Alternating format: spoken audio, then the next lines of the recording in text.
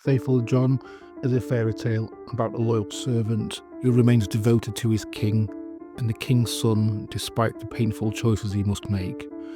When the prince is born, the king entrusts John with his protection.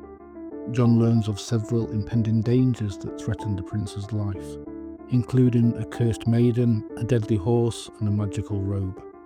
To prevent these threats, John takes drastic measures, even at the cost of the prince's happiness and trust. The prince, unaware of these sacrifices, later discovers the truth and feels betrayed. In the end, John suffers the consequences of his actions, but his unwavering loyalty remains his defining trait, showing the tragic burden of devotion and the complexity of trust. They call me Faithful John, a loyal servant, a man of duty, a man of honor. But what is honor when it damns you? What is loyalty when it leads you to the gallows? I knew before he ever sat upon the throne. I knew the prophecies, the curses, the fates that twisted around his life like unseen chains. I saw the golden maiden who would steal his heart. I saw the horse that would dash him dead upon the earth. I saw the robe woven with death, waiting to burn his flesh to the bone. And two alone carried the burden of that knowing. Did I hesitate? Did I waver? No, I acted. I stole what he desired. I struck down what he could not see. I destroyed what would have destroyed him, and for this, I'm called a traitor. I saw the horror in his eyes, the disbelief, the slow creeping hand of doubt wrapping its fingers around his mind, his voice, once warm with trust, now laced with cold accusation. He does not understand. He cannot understand. To save him, I had to break his heart. To be faithful, I had to be condemned. And now they will bind me. They will sentence me. They will call me deceiver. But I will not speak. I will not beg. I will not plead for mercy. Because faithfulness, true faithfulness, is not a thing of words. It is a thing of silence, of suffering, of sacrifice. So let the axe fall. Let them carve my name into the dust with shame and scorn. I will go to my grave as I have lived, silent, steadfast, true. You who have stood by me my entire life, who called yourself my faithful servant, how could you? I trusted you. I looked to you for guidance, for wisdom, and you withheld the truth from me.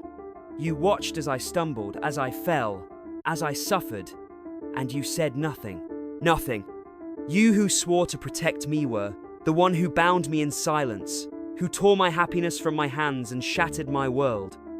I loved her, John, I loved her, and you stole her from me. You made me believe she was a threat, made me believe I could not trust my own heart. Did you think I wouldn't find out?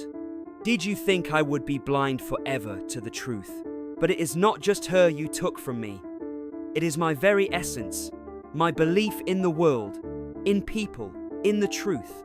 You twisted it all, John, and yet, even now, as my heart screams in anger, I cannot ignore the shadows of doubt creeping in, the dangers you warned of, the destruction you avoided. Was it all for me? Or was it for your own pride, your own duty, that I now must pay the price? I stand here, broken and betrayed, and yet I feel the weight of something more. What do I do with this truth? How do I move forward knowing that you, me most trusted, have sacrificed my peace for my protection? You were faithful, but in your faithfulness, you have condemned us both.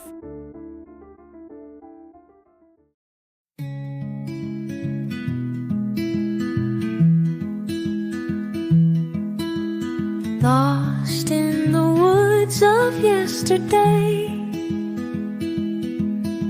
stories where I used to play. Giants and dragons fade away. Now I'm searching for the way, wishing wells and magic beams secrets hidden in the seams.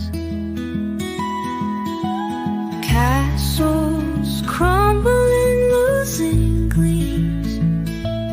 All these fragments of my dreams. Once upon a mind we leave behind. Fairy tales no longer blind. Truth and tales so intertwined.